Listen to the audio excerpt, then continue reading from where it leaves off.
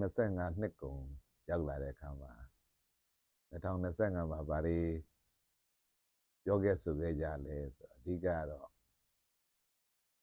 စနစ်တစ်ခုနဲ့2025ကိုတင်ပြနိုင်ခဲ့တာပေါ့နော်။ဘာစနစ်လဲဆိုတော့လောကအမြင်ဓမ္မအမြင်ဘဝအမြင်ဆိုတဲ့စနစ်လေးတစ်ခုနဲ့လောကနဲ့ပတ်သက်ပြီးဓမ္မနဲ့ပတ်သက်ပြီးတင်ပြပေးနိုင်ခဲ့တယ်ပေါ့နော်။အဓိကတော့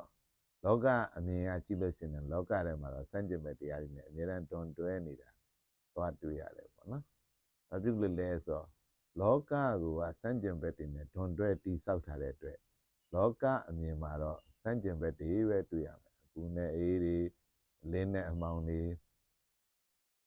ချစ်နဲ့အမုန်းတွေပေါ့နော်။ဒါတွေကတော့လောကသဘောအရာဆရာတို့တွေ့နေရမယ်။အဲ့တော့ဓမ္မအမြင်နဲ့ကြည့်တဲ့အခါကျမှဒီအစွန်းနှစ်ပါးလွတ်တဲ့အမြင်တစ်ခုကိုစတင်ရလာတယ်။ဒါကြောင့်မလို့ဒီဘဝထဲမှာကြတော့လောကထဲမှာအစွန်းနှစ်ပါးနဲ့နေရပြီနဲ့လေဓမ္မအမြင်နဲ့အစွန်းနှစ်ပါးလွတ်တဲ့အမြင်တစ်ခုရလာရင်ဘဝထဲမှာအားလုံးကိုညီညီညွတ်ညွတ်မျှမျှတတာပေါ့နော်မြင်နိုင်တဲ့အနေအထားတစ်ခုကို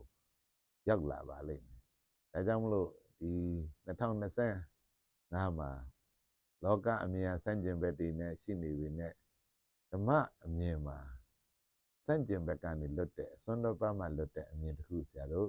ရခဲ့တယ်။အဲ့ဒါဘာလဲဆိုတော့လောကကတော့ဆန့်ကျင်ဘက်တွေရှိနေပြီနဲ့လဲဘာလို့အစွန်းတွေရောက်သွားတာလဲဆိုတော့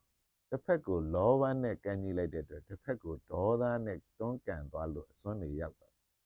ဆန့်ကျင်ဘက်ကနေအစွန်းရောက်ဓမ္မအမြင်နဲ့ကြည့်ရင်ဆန့်ကျင်ဘက်တွေဟာပေါင်းဆက်လို့ရတယ်အပူအေးလေးပေါင်းလိုက်လို့ရှိရင်ရေနွေးလေးနဲ့ပေါ့ပူတောင်အဆင်ပြေသေးတဲ့ဘဝတစ်ခုမှာဒါပေမဲ့အေးတာကိုကြိုက်တယ်ဆိုပူတာကိုမကြိုက်ဘူးလို့ကန်ထုတ်လိုက်လို့ဆရာတို့မှာအစွန်းတွေဖြစ်ခဲ့ကြတာဒါကြောင့်မလို့ဓမ္မအမြင်နဲ့ပေါင်းဆက်ပြီးတော့နိုင်လို့ရှိရင်အစွန်းလွတ်တဲ့မျက်စိမပရိပဒါအမြင်နဲ့ဘဝထဲမှာမျှမျှတတပေါ့နော်နေထိုင်ကျင့်သုံးလာနိုင်မှာဖြစ်ပါတယ်ဒါကြောင့်မလို့ဓမ္မအမြင်နဲ့အမှန်တရားတစ်ခုကိုသိမြင်တဲ့အခါမှာလောဘဇွန်းဒေါသဇွန်းနဲ့လွတ်ပြီးဘဝထဲမှာမင်္ဂလာပေါင်းနဲ့ပြည့်စုံတဲ့ဘဝတစ်ခုကိုကောင်းကောင်းမွန်မွန်နေထိုင်ဖြတ်သန်းသွားနိုင်မှာဖြစ်ပါတယ်နော်